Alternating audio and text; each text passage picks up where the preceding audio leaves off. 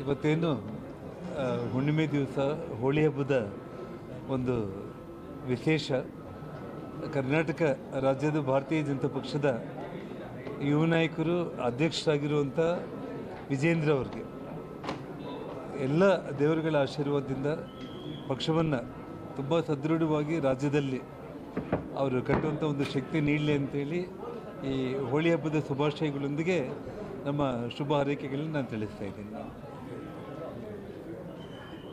ನಾಡಿನ ಜನತೆಗೆ ಬಣ್ಣದ ಹಬ್ಬ ಹೋಲಿಯ ಶುಭಾಶಯಗಳನ್ನು ನಾನು ಕೋರ್ತಾ ಇದ್ದೇನೆ. ವಿಶೇಷವಾಗಿ ಈ ನಾಡಿನ ಬೆನ್ನೆಲುಬಾಗ ಇರ್ತಕ್ಕಂಥ ರೈತನ ಬದುಕು ಹಸನಾಗಬೇಕು, ಎಲ್ಲ ಜನತೆಗೆ ಒಳ್ಳೆಯದಾಗಬೇಕು ಅಂತೇಳಿ ಈ ಸಂದರ್ಭ ನಾನು ಹಾರೈಸ್ತಾ ಇದ್ದೇನೆ.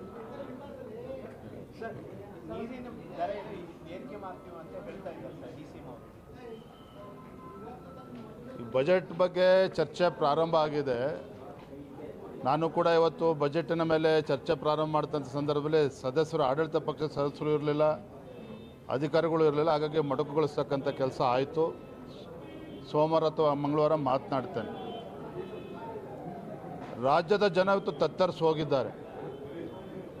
ಅಭಿವೃದ್ಧಿ ಶೂನ್ಯ ಒಂದು ಕಡೆ ಆದರೆ, ಬೆಲೆ ಏರಿಕೆಯಿಂದ ಇವತ್ತು ರಾಜ್ಯದ ಜನ ತತ್ತರಿಸಿ ಹೋಗಿದ್ದಾರೆ. ಯಾವ ಬಜೆಟ್ಟು ಈ ನಾಡಿನ ಜನರ, ಬಡವರ, ಕೃಷಿಕರ ಒಂದು ಕಣ್ಣೀರನ್ನು ಒರೆಸ್ತಕ್ಕಂಥ ಕೆಲಸ ಆಗಬೇಕಾಗಿತ್ತೋ ಇದು ಸಾಕಾರಗೊಳಿಸಿಲ್ಲ ಈ ಬಜೆಟ್ಟು ಅಂತಕ್ಕಂಥದ್ದು ನಂದಲ್ಲ, ಎಲ್ಲರ ಭಾವನೆಯೂ ಕೂಡ ಹೌದು. ಬೆಲೆ ಏರಿಕೆ ಬಗ್ಗೆ ಅಂತೂ ಅದು ಒಂದೇ ನಿರಂತರವಾಗಿ ಸರ್ಕಾರ ಕೊಡ್ತಾ ಇರುವುದು. ವಿದ್ಯುತ್ ದರ ಜಾಸ್ತಿ ಮಾಡಿದ್ರು, ಸ್ಟ್ಯಾಂಪ್ ಡ್ಯೂಟಿ ಜಾಸ್ತಿ ಮಾಡಿದ್ರು, ನೀರಿನ ದರ ಈಗ ಮತ್ತೆ ಎರಡನೇ ಬಾರಿ ಜಾಸ್ತಿ ಮಾಡೋದಕ್ಕೆ ಹೊರಟಿದ್ದಾರೆ. ಸೊ ಒಂದೇ ಒಂದು ಗ್ಯಾರಂಟಿ ಸರ್ಕಾರ ಇಂಪ್ಲಿಮೆಂಟ್ ಮಾಡಿರ್ತಕ್ಕಂಥದ್ದು ಅಂತ ಹೇಳಿದ್ರೆ ಬೆಲೆ ಏರಿಕೆ ಗ್ಯಾರಂಟಿಯನ್ನು ಭಾಳ ಯಶಸ್ವಿಯಾಗಿ ಸರ್ಕಾರ ಇವತ್ತು ಅದನ್ನು ಅನುಷ್ಠಾನ ಮಾಡ್ತಾ ಇದ್ದಾರೆ. ಇದರಿಂದ ರಾಜ್ಯದ ಜನ ಪರದಾಡ್ತಾ ಇದ್ದಾರೆ. ಬಜೆಟ್ ಮೇಲೆ ನಾವು ಕೂಡ ಇದರ ಬಗ್ಗೆ ಚರ್ಚೆ ಮಾಡ್ತೇವೆ.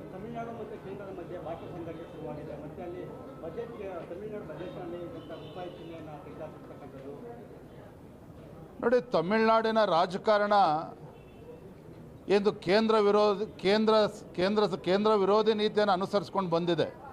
ಅದು ಭಾಷಾ ವಿಚಾರದಲ್ಲಿರ್ಬೋದು, ಯಾವುದೇ ವಿಚಾರದಲ್ಲಿರ್ಬೋದು. ತಮಿಳುನಾಡಿನ ರಾಜಕಾರಣ ಅಥವಾ ಅವರ ಬೇಳೆ ಬೇಯಿಸ್ಕೊಳ್ತಕ್ಕಂಥದ್ದೇ ಇವತ್ತು ಕೇಂದ್ರ ವಿರೋಧಿ ನೀತಿಗಳಿಂದ ಹಲವಾರು ದಶಕಗಳಿಂದ ನಿರಂತರವಾಗಿ ಇದು ನೋಡ್ಕೊಂಡು ಬರ್ತಾ ಇದ್ದಾವೆ. ಇದು ಒಂದು ಹೊಸ ಅಧ್ಯಾಯ ಪ್ರಾರಂಭ ಮಾಡಿದ್ದಾರೆ. ಏನು ರೂಪಾಯಿಯನ್ನು ಅದನ್ನು ತಮಿಳು ಭಾಷೆಯಲ್ಲಿ ಬರೋ ಮೂಲಕ ಒಂದು ಹೊಸ ಅಧ್ಯಾಯಕ್ಕೆ ಇವತ್ತು ನಾಂದಿ ಹಾಡಿದ್ದಾರೆ. ಖಂಡಿತ ಈ ಬೆಳವಣಿಗೆ ಏನಿದೆ ಇದು ದೇಶಕ್ಕೆ ಒಂದು ರೀತಿಯ ಮಾರಕ. ಇವತ್ತು NEP ವಿಚಾರದಲ್ಲೂ ಕೂಡ, ರಾಷ್ಟ್ರೀಯ ಶಿಕ್ಷಣ ನೀತಿಯಲ್ಲೂ ಕೂಡ ಯಾವ ರೀತಿ ಇತ್ತು ರಾಜ್ಯ ಸರ್ಕಾರ ಕೂಡ ಅನುಸರಿಸ್ತಾ ಇದೆ, ತಮಿಳುನಾಡು ಸರ್ಕಾರ ಅನುಸರಿಸ್ತಾ ಇದೆ.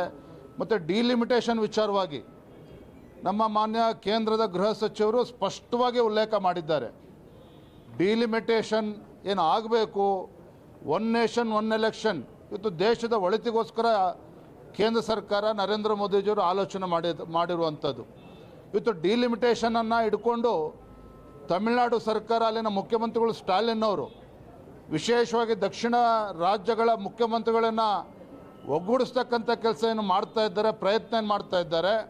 ಇವತ್ತು ನಮ್ಮ ರಾಜ್ಯದ ಮುಖ್ಯಮಂತ್ರಿಗಳು ಸಹ ಅದಕ್ಕೆ ಧ್ವನಿಗೂಡಿಸ್ತಾ ಇರ್ತಕ್ಕಂಥದ್ದು ವಿಪರ್ಯಾಸ. ನಾನು ರಾಜ್ಯದ ಮುಖ್ಯಮಂತ್ರಿಗಳಿಗೆ ಆಗ್ರಹ ಮಾಡ್ತೇನೆ, ತಮಗೆ ನಿಜವಾಗ್ಲೂ ಕೂಡ ಕಳಕಳಿ ಇದ್ದರೆ ಇವತ್ತು ತಮಿಳುನಾಡಿಗೆ ನೀರು ಬಿಡ್ತಕ್ಕಂಥ ವಿಚಾರದಲ್ಲಿ ನೀವು ಯಾವತ್ತೂ ಕೂಡ ಅಲ್ಲಿನ ಮುಖ್ಯಮಂತ್ರಿಗಳಿಗೆ ಮನವೊಲಿಸ್ತಕ್ಕಂಥ ಪ್ರಯತ್ನ ಮಾಡಲಿಲ್ಲ. ಮೊನ್ನೆ ದಿನ ತಮಿಳುನಾಡು ಸರ್ಕಾರದ ಮಂತ್ರಿಗಳು ಬಂದಿದ್ರು ಇಲ್ಲಿ, ಅವರಿಗೆ ರಾಜಾತಿಥ್ಯನ ನೀಡಿದ್ರು. ಆದರೆ ಮುಖ್ಯಮಂತ್ರಿಗಳು ಅಥವಾ ಕಾಂಗ್ರೆಸ್ ಸರ್ಕಾರ ತಮಿಳುನಾಡು ನೀರು ವಿಚಾರದಲ್ಲಿ ಏನು ಕರ್ನಾಟಕ ರಾಜ್ಯದಿಂದ ನೀರು ಹರಿಸ್ತಾರೆ ಕಾವೇರಿ ಕೊಳ್ಳದಿಂದ, ಆ ವಿಚಾರವಾಗಿ ತಮಿಳುನಾಡು ಮುಖ್ಯಮಂತ್ರಿಗಳ ಜೊತೆ ಯಾವತ್ತೂ ಕೂಡ ಮಾತನಾಡಲಿಲ್ಲ. ಆದರೆ ಇವತ್ತು ಡಿಲಿಮಿಟೇಷನ್ ವಿಚಾರವಾಗಿ ಒಂದು ರೀತಿ ದೇಶ ವಿರೋಧಿ ನಡೆಯನ್ನು ಇವತ್ತು ತಮಿಳುನಾಡು ಸರ್ಕಾರ ಅನುಸರಿಸ್ತಾ ಇದೆ. ಅದಕ್ಕೆ ನಮ್ಮ ರಾಜ್ಯದ ಮುಖ್ಯಮಂತ್ರಿಗಳು ಕೂಡ ಧ್ವನಿಗೂಡಿಸ್ತಾ ಇರ್ತಕ್ಕಂಥದ್ದು ನಿಜವಾಗ್ಲೂ ಕೂಡ ದುರ್ದೈವ. ಇದು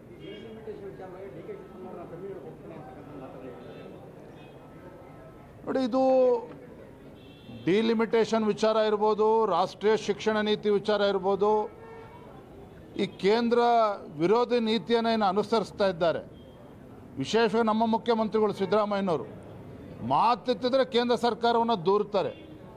ಕೇಂದ್ರ ಸರ್ಕಾರ ರಾಜ್ಯಕ್ಕೆ ಅನ್ಯಾಯ ಮಾಡ್ತಾ ಇದೆ, GST ಕಾಂಪನ್ಸೇಷನ್ ಅನ್ಯಾಯ ಮಾಡ್ತಾ ಇದೆ. ಈ ರೀತಿ ಒಂದು ರೀತಿ ಸಂಘರ್ಷದ ಹಾದಿಯನ್ನು ನಮ್ಮ ರಾಜ್ಯದ ಮುಖ್ಯಮಂತ್ರಿಗಳೇನು ಅನುಸರಿಸ್ತಾ ಇದ್ದಾರೆ.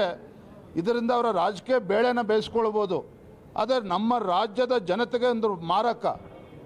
ಏನಾಯಿತು, ಇತ್ತೀಚೆಗೆ ಜಮ್ಮು ಕಾಶ್ಮೀರದ ಮುಖ್ಯಮಂತ್ರಿ ಫರೂಕ್ ಅಬ್ದುಲ್ಲಾ ಅವರು, ಉಮರ್ ಅಬ್ದುಲ್ಲಾ ಅವರು ಬಜೆಟನ್ನು ಮಂಡನೆ ಮಾಡುವ ಸಂದರ್ಭದಲ್ಲಿ ನೇರವಾಗಿ ಕೇಂದ್ರ ಸರ್ಕಾರವನ್ನು, ಪ್ರಧಾನಮಂತ್ರಿ ನರೇಂದ್ರ ಮೋದಿಜಿಯವ್ರನ್ನ, ಹಣಕಾಸಿನ ಸಚಿವೆ ನಿರ್ಮಲಾ ಸೀತಾರಾಮನ್ ಅವ್ರನ್ನ ಶ್ಲಾಘನೆ ಮಾಡಿದ್ದಾರೆ. ಇವತ್ತು ಪ್ರಧಾನಮಂತ್ರಿಗಳು ಮತ್ತು ಹಣಕಾಸಿನ ಸಚಿವರ ಮಧ್ಯಸ್ಥಿಕೆಯಿಂದಾಗಿ ಜಮ್ಮು ಕಾಶ್ಮೀರಕ್ಕೆ ಒಳ್ಳೆಯದಾಗ್ತಾ ಇದೆ, ಹಣಕಾಸಿನ ವಿಚಾರದಲ್ಲಿ ಆ ರಾಜ್ಯಕ್ಕೆ ಒಳ್ಳೆಯದಾಗ್ತಾ ಇದೆ ಅಂತೇಳಿ ಇವತ್ತು ಉಮರ್ ಅಬ್ದುಲ್ಲಾ ಅವರು ಮಾತನಾಡ್ತಾರೆ ಅಂತ ಹೇಳಿದರೆ ಜಮ್ಮು ಕಾಶ್ಮೀರದ ಮುಖ್ಯಮಂತ್ರಿಗಳು, ನಮ್ಮ ರಾಜ್ಯದ ಮುಖ್ಯಮಂತ್ರಿಗಳು ಯಾಕೆ ಈ ರೀತಿ ಕೇಂದ್ರ ಸರ್ಕಾರದ ಜೊತೆಗೆ ಸಂಘರ್ಷಕ್ಕೆ ಇವತ್ತು ನಾಂದಿ ಹಾಡಿದ್ದಾರೆ. ಅದರಿಂದ ರಾಜ್ಯಕ್ಕೆ ಯಾವ ರೀತಿ ಒಳಿತಾಗೋದಕ್ಕೆ ಸಾಧ್ಯ, ಇದನ್ನು ಕೂಡ ರಾಜ್ಯದ ಮುಖ್ಯಮಂತ್ರಿಗಳು ಗಮನ ಹರಿಸಬೇಕು. ಅದನ್ನು ಕೂಡ ನಾವು ಸದನದಲ್ಲಿ ಮಾತನಾಡ್ತೇವೆ. Thank you.